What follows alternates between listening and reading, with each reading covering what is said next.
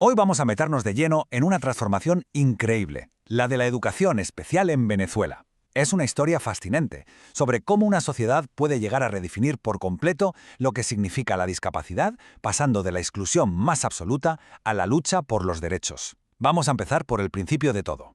Y es que todo arranca con una pregunta que es clave para entenderlo todo.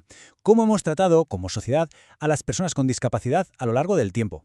La respuesta, como veremos, ha dado un giro de 180 grados, y es justo ese viaje el que vamos a recorrer juntos.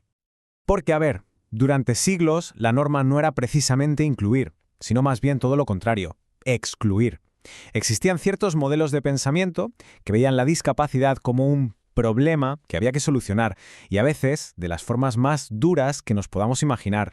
El primer modelo, y el más crudo de todos, es el llamado modelo de prescindencia. En la antigüedad, se llegaba a pensar que la discapacidad era una especie de castigo divino, una señal del enfado de los dioses. La consecuencia era terrible. Se creía que estas personas no aportaban nada a la comunidad y que, por lo tanto, la sociedad podía, literalmente, prescindir de ellas. Esto llevaba al infanticidio o a una marginación total.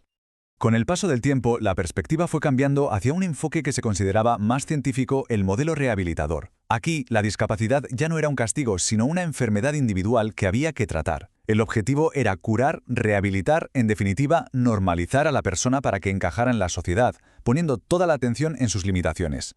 Pero entonces, de repente, todo cambió. Llegó una auténtica revolución en el pensamiento, que le dio la vuelta por completo al problema. El foco dejó de estar en el individuo y se puso, por primera vez, en la sociedad. ¿Y ese es el modelo social? La idea central es de verdad revolucionaria. La discapacidad no está en la persona, sino en las barreras que la sociedad impone. Piénsalo, una ciudad sin rampas, un sistema educativo que no es flexible, los prejuicios, son esas barreras las que de verdad discapacitan. Así que, de repente, no es la persona la que tiene que ser arreglada, sino la propia sociedad. La evolución, vista así, es clarísima, ¿verdad? Pasamos de ver a la persona como un objeto de caridad o como un paciente a verla como un sujeto con plenos derechos. La solución ya no es marginar o curar, sino eliminar barreras e incluir. El problema, de golpe, deja de estar dentro de la persona para estar fuera, en nuestro entorno. Muy bien. Pues con este marco ya en la cabeza, vamos a ver cómo se vivió esta misma historia en Venezuela. Un país que hizo un viaje muy interesante, pasando del mero asistencialismo a entender la educación como un derecho fundamental para todos. La cronología aquí es clave para entenderlo. En los años 30 y 50, el enfoque era puramente médico-asistencial, muy en la línea del modelo rehabilitador. Pero ojo, el gran punto de inflexión llega en la década de los 70.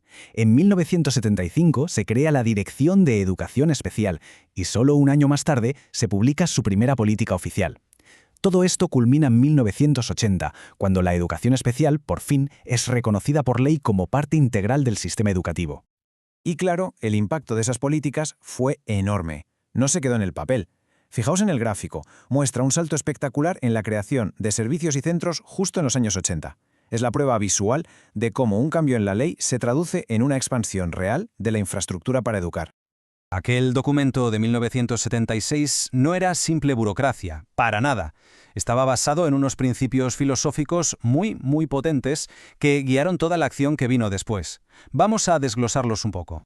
El primero, el principio de democratización.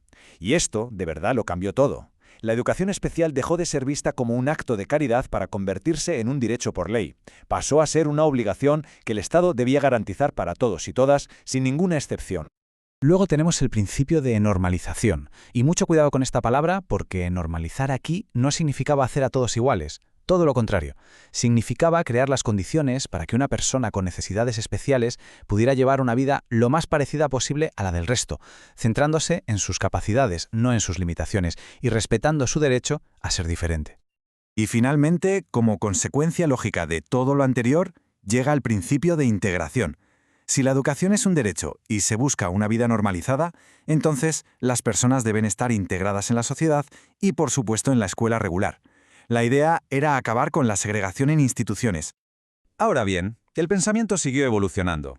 La integración de los años 70 se centraba en que el estudiante se adaptara al sistema que ya existía. El concepto más moderno de inclusión va un pasito más allá. Ahora es el sistema el que debe transformarse para acoger la diversidad de todo el alumnado.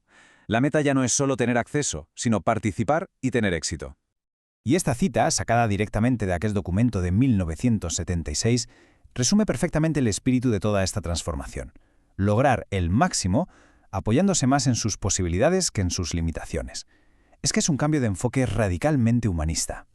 Este recorrido histórico nos muestra un avance inmenso, desde luego, pero nos deja con una pregunta para el presente y para el futuro.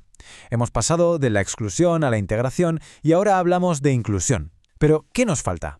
¿Qué barreras, de las que se ven y de las que no, quedan todavía por derribar para que la inclusión sea una realidad total y no solo un ideal? Es importante señalar que toda la información que hemos repasado en este análisis proviene de una investigación muy exhaustiva realizada por el psicopedagogo Mario Piña Vaquero. Muchísimas gracias por acompañarnos en esta explicación.